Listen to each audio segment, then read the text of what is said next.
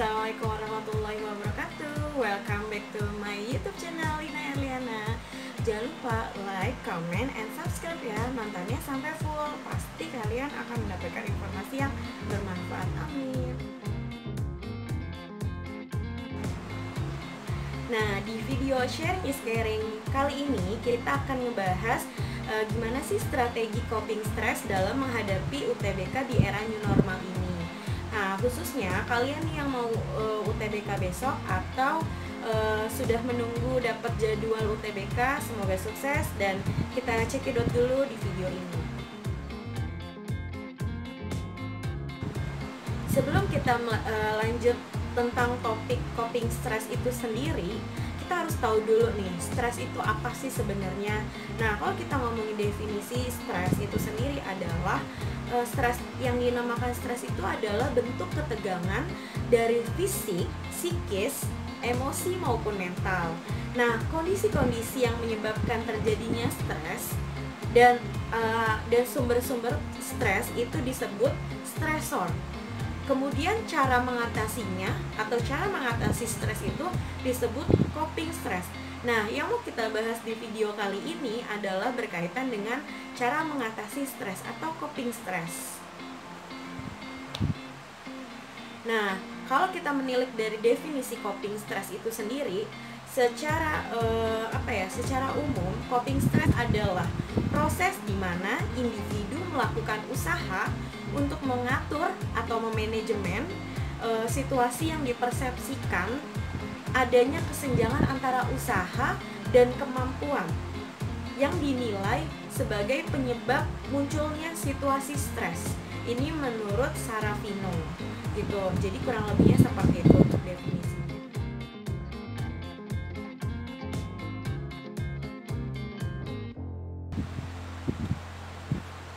Nah, coping yang efektif untuk dilaksanakan adalah coping yang membantu seseorang untuk mentoleransi dan menerima situasi yang menekan dan tidak merisaukan tekanan yang tidak dapat dikuasainya. Ini menurut Lazarus dan Folkman ya. Nah, untuk lebih lanjutnya kita bahas ada dua jenis strategi coping stress. Yang pertama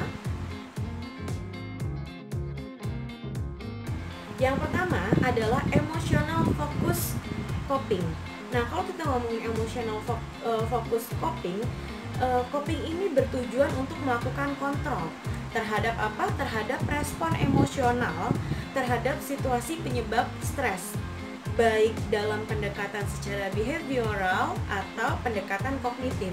Nah, biasanya individu yang cenderung melakukan emotional focus coping biasanya memiliki persepsi bahwa stresor yang ada itu tidak dapat diubah atau tidak dapat diatasi. Seperti itu. Jadi individu cenderung berpikir apa yang penyebab dari stres atau penyebab situasi-situasi yang menekan itu tidak dapat dirubah dan tidak dapat diatasi oleh dirinya. Nah, coping stress yang kedua adalah kita ngebahas tentang problem focus coping. Nah, coping ini bertujuan untuk mengurangi dampak dari situasi stres atau memperbesar sumber daya dan usaha untuk menghadapi stres.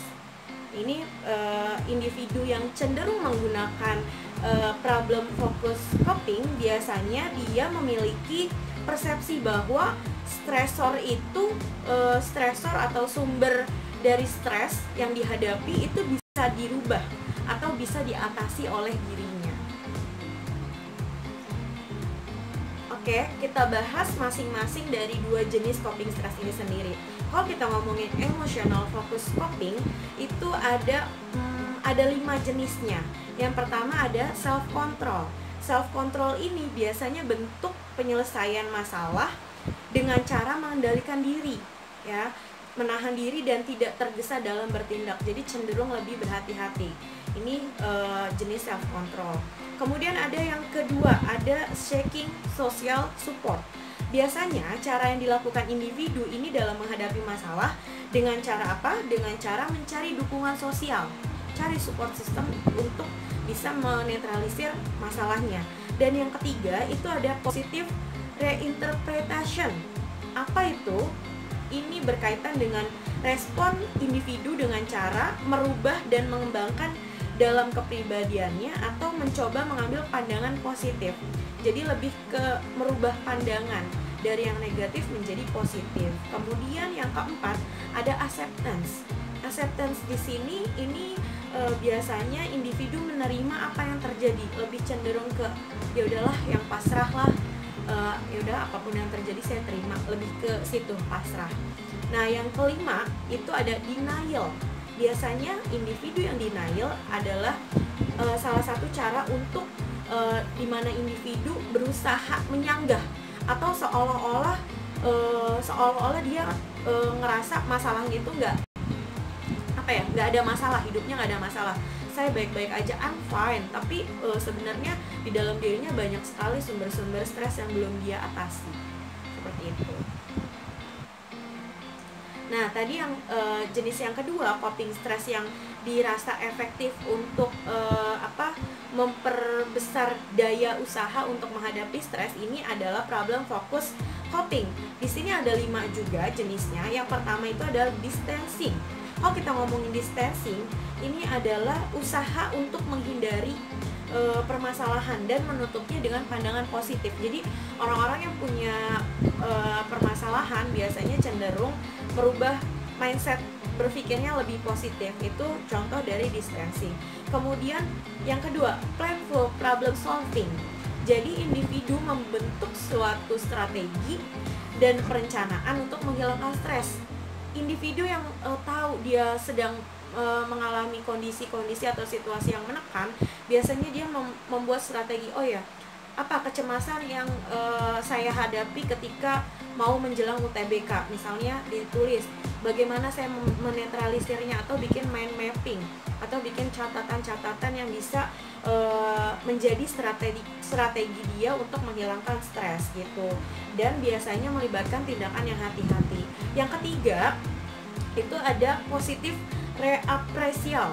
Nah, ini adalah usaha untuk memancarkan makna positif dari permasalahan dengan pengembangan diri, strategi, dan kadang-kadang biasanya melibatkan unsur religi atau spiritual. Biasanya lebih ke pendekatan antara hubungan kita dengan yang di atas atau hablum minallah biasanya.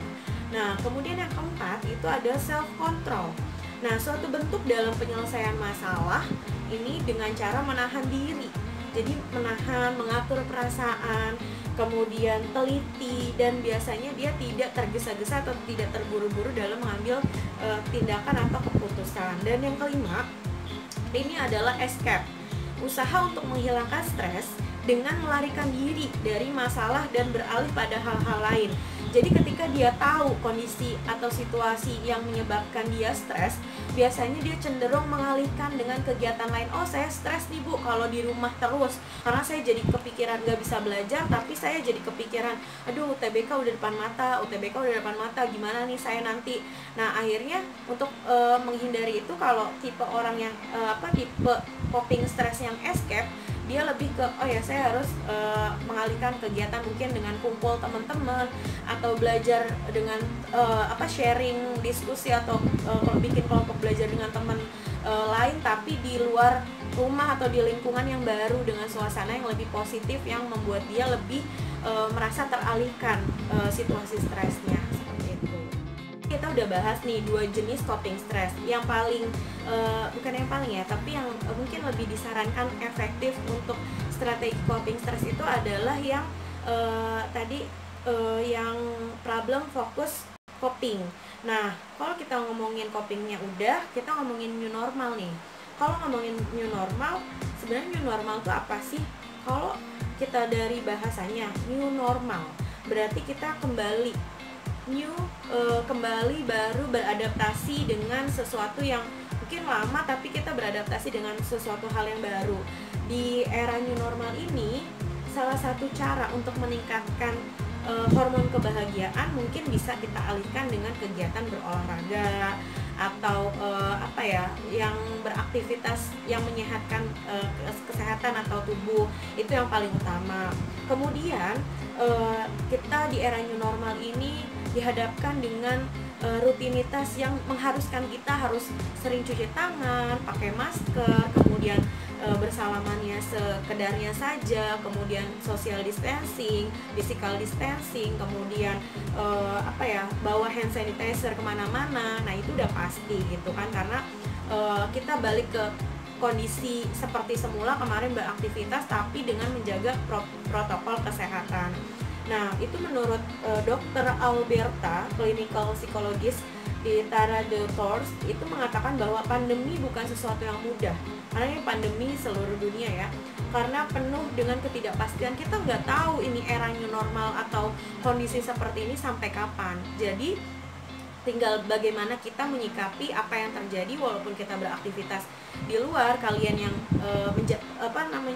diharuskan menjalani UTBK di luar tapi harus tetap menjaga protokol kesehatan gitu. Nah, apa sih hal-hal yang dapat mengubah pikiran negatif menjadi positif? Biasanya di era new normal ini dengan kondisi seperti ini banyak sekali muncul stigma-stigma negatif dan persepsi yang membuat pola pikir kita menjadi negatif lah. Lalu bagaimana untuk menyikapi hal tersebut? Yang pertama adalah kita fokus terhadap masa depan, karena biasanya saat manusia cemas itu cenderung memikirkan masa lalu dan masa yang akan datang terjadi. Misalnya nih ya, kalian stres nih. Nah, memikirkan masa lalu, aduh nanti saya kalau UTBK, nah kita berkaitan dengan UTBK. Nanti kalau saya UTBK ini gimana nih, saya kemarin belajarnya masih belum maksimal. Terus memikirkan hal-hal yang belum terjadi. Kalau saya nggak diterima, kalau saya misalnya gagal itu gimana, itu udah kepikiran kayak gitu. Padahal harusnya kita alihkan apa yang terjadi, apa yang belum terjadi jangan kita pikirkan. Ya, kalau misalnya kita pikirkan yang positif. Yang kedua, fokus pada yang sudah dilakukan. Karena sudah berusaha semaksimal mungkin, udah belajar berbulan-bulan untuk menghadapi UTBK. Jadi ibu rasa itu udah nggak itu harusnya sudah fokus pada tujuan kalian apa. Kemudian selalu ada kemungkinan lain. Jika ada hal negatif pasti ada hal positif. Jadi jangan selalu berpikir atau mempola proses berpikir kalian tuh kayak negatif. Aduh bu, banyak yang curhat gini, bu saya takut, bu saya cemas, bu besok UTBK takut nggak diterima. Loh, kamu ujian aja belum tapi udah takut nggak diterima. Harusnya kamu alihkan yang kalimat takut nggak diterima itu jadi kalimat positif. Apa misalnya, saya yakin saya bisa karena saya udah mempersiapkan diri dan saya udah berusaha semaksimal mungkin. Saya yakin saya bisa. Itu positif kan? Itu yang membuat pola berpikir kita menjadi positif. Kemudian menyelipkan doa dan harapan, itu udah pasti ya. Kalian sudah berusaha semaksimal mungkin, sudah belajar mati-matian berbulan-bulan. Nah, sisanya adalah tinggal kalian berdoa dan berharap pada takdir dan ketentuan yang Allah tetapkan kepada kalian. Nah, terakhir kita bahas nih tips melatih coping stress. Yang pertama adalah berpikir positif. Udah pasti ya, kalau kalian berpikir positif, biasanya melihat suatu masalah itu sebagai kesempatan. Jadi orang yang berpikir positif kalau dihadapkan dengan hambatan, masalah atau situasi yang menekan, biasanya dia lebih menjadikan sesuatu itu menjadi pengalaman dan tantangan yang harus dihadapi. Yang kedua adalah berusaha tenang. Hindari reaksi berlebihan terhadap stres saat pertama kali mengalaminya. Biasanya kalau misalnya kayak kita cemas, stres, atau ngerasa situasi itu menekan, coba pelan-pelan tarik nafas, kemudian tenangkan diri dahulu gitu. Dan yang ketiga itu biasanya menerima diri sendiri dan orang lain. Ini yang kadang kalian tuh lupa ya, bahwa pahami bahwa tidak ada orang yang sempurna. Kalau kalian ingin diri kalian dimengerti oleh orang lain, kalian juga harus memahami orang lain. Karena setiap orang tidak ada yang sempurna, jadi pasti akan ada kesalahan dalam individu tersebut gitu. Kemudian Yang keempat, jalin hubungan baik dengan orang lain. Dukungan sosial biasanya diperlukan dalam menghadapi atau menyelesaikan masalah. Jadi kalau kalian punya masalah atau ada situasi-situasi yang menjadi sumber stres, kalian boleh nih cari dukungan sosial atau support system kalian yang kalian percaya nih. Saya trust banget nih kalau cerita sama, mungkin di rumah ada orang tua atau ada kakak, ada saudara. Kalau di sekolah mungkin ada guru, khususnya mungkin ada guru BK yang bisa kalian ajak sharing dan sebagainya untuk mencari dukungan sosial dalam penyelesaian masalah. Kemudian yang kelima itu ada komunikasi. Ketika kita menghadapi stres atau kita dihadapkan pada situasi yang menekan, biasanya yang paling utama adalah komunikasi. Komunikasi bisa menghindari atau meredam amarah, pendapat dan emosi negatif. Biasanya kalau kita sering komunikasikan yang tadinya kita mau marah atau kita terbelenggu dengan emosi negatif, akhirnya jadi itu ada afirmasi positif dari orang yang mungkin kita ajak komunikasi. Kemudian tadi berapa ya? 3, 4, 5, 6. Yang keenam itu adalah objektif. Yang objektif ini biasanya sadar dan paham dengan yang terkait dengan masalah. Jadi kalau kita melihat masalah, kita harus objektif nih, apa yang sebenarnya kita alami sih gitu, tanpa mengesampingkan perasaan-perasaan stres atau yang tertekan atau tertekan yang ditimbulkan biasanya. Jadi kita lebih objektif, sebenarnya apa sih yang membuat kita stres itu sendiri gitu, kita lebih objektif berpikirnya. Kemudian yang ke 7 itu ada pelajari kesalahan. Nah, setiap kesalahan dapat membuat kalian ini membuat keputusan yang lebih baik. Biasanya kalau kita punya pengalaman dulu nih pernah salah ketika saya mengambil keputusan ini, otomatis di kemudian hari kita tidak akan mengulangi kesalahan itu lagi. Nah, itu ketika kita punya kesalahan harus dipelajari, oh apa yang dievaluasi, apa yang harus saya lakukan sekarang dibandingkan dulu. Mungkin ketika saya dihadapkan dengan situasi yang seperti ini, saya jangan mengulanginya lagi gitu. Dan yang terakhir itu adalah bangun pengendalian diri dan disiplin. Nah, kedua hal ini sangat penting dan bisa dikatakan konsisten dalam mencapai tujuan. Kalau kalian bisa mengendalikan diri dan kalian bisa disiplin pada diri sendiri, disiplin dalam artian keseluruhan, disiplin waktu, disiplin tenaga dan sebagainya, itu kemudian disiplin pada diri sendiri yang paling utama. Itu komitmen kalian untuk mencapai tujuan. Oleh karena itu, anak-anak yang mungkin besok atau sudah sedang harap-harap cemas menunggu untuk jadwal UTBK, kalau kalian menerapkan tips untuk melatih coping stress dengan baik yang tadi sudah Ibu jelaskan, insya Allah mudah-mudahan kalian diberikan kemudahan dan diberikan kelancaran untuk menjalankan atau melaksanakan UTBK kalian, dan semoga diterima di universitas dengan prodi yang kalian impikan. Amin. Oke, untuk video sharing is caring hari ini kita sudahi dulu. Terima kasih untuk perhatiannya. Jangan lupa like, comment, and subscribe. Dan kalau misalnya ada yang mau komen, kritik dan saran, sangat-sangat menerima kritik dan saran. Terima kasih. Jangan lupa di follow juga Instagram @linaerliana. Kalau mau konsul dan lain-lain boleh ditanyakan nanti di IG atau di bawah ini di komen. Jangan lupa like, comment, and subscribe.